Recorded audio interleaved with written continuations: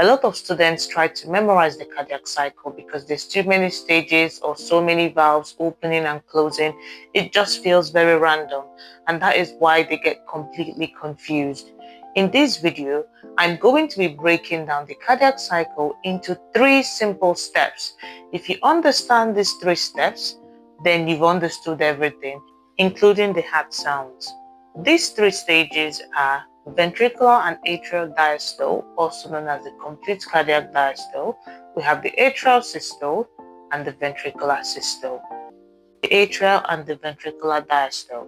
When you hear diastole, it refers to resting or relaxing. This stage is where everything begins. It is also called the complete cardiac diastole. At this stage, the whole heart is resting. The atria and the ventricles, they are resting. They are not doing any work. The atrioventricular valves are open, and also blood just flows in. So blood flows in from the superior and inferior vena cava into the right atrium and down into the right ventricle. The heart is not doing any work. The blood is just flowing in. And that is why we say it's a passive feeling. It's a passive feeling because the heart is not doing any work. The blood is just flowing in into the ventricles because the AV valve is open. Same thing on the atrial systole. In this phase, systole refers to contraction. Atria is the plural of atrium, which is about the 2 atrium. So this talks about the contraction of the atria. In this phase, the remaining 20% of blood, the atria actively contracts to pump the blood into the ventricles. So the AV valves are still open because they have to be open so that the blood can flow in from the atria into the ventricles.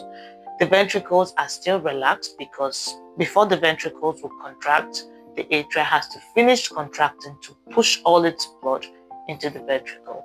The semilunar valves are closed. The heart is not pumping out anything, it's only receiving, still receiving at this point. Moving on to the third and final stage, the ventricular systole. The things that happen in this phase is that the AV valves close, which is when you hear the lob sound. So the lob sound signifies the beginning of the ventricular systole. Then the ventricles contract, the semilunar valves open, and blood flows into the aorta and the pulmonary arteries.